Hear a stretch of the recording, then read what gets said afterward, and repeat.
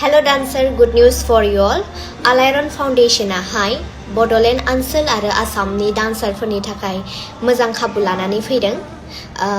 Alaiaron Foundation हाय step आप Bodoland सोलो dance competition लानानै फैबाय आरो बे सोलो डान्सआव हाय जायनो विनार जागोन बे विनारनो हाय ट्रफिजों लोगोसे प्राइज मानि होनाय जागोन आरो फर्स्ट प्राइज मानियानो जाहैबाय 51,000, सेकेन्ड प्राइज मानियानो जाहैबाय 31,000 आरो थार्ड प्राइज मानियानो जाहैबाय 15,000। बेजों लोगोसे सेट आप Bodoland बिबुं मोनगोन आरो बे डान्स कम्पिटिशननि अडिशना 14 डिसेम्बरनिफ्राय जागायजेनगोन। 14 डिसेम्बराव गुवाहाटीनिफ्राय जागायनानै 21 डिसेम्बराव उदालगुरि, 28 डिसेम्बराव तामुलपुर, 11 जानुवारियाव बाक्सायाव, 18 जानुवारियाव चिरां आरो 25 जानुवारियाव क'क्राझाराव जागोन। बे डान्स कम्पिटिशनाव बाहागो लानो थाखाय बेनाराव होनाय बारक'डआव स्केन खालामनानै अनलाइन रेजिस्ट्रेशन खालामनो हागोन एबा अन द स्पट अफलाइन रेजिस्ट्रेशनबो खालामनो हागोन आरो माबाफोर मिथिनो गोनां दंब्ला बेनाराव होनाय कन्टेक्ट नाम्बारावहाय कन्टेक्ट खालामनो हागोन।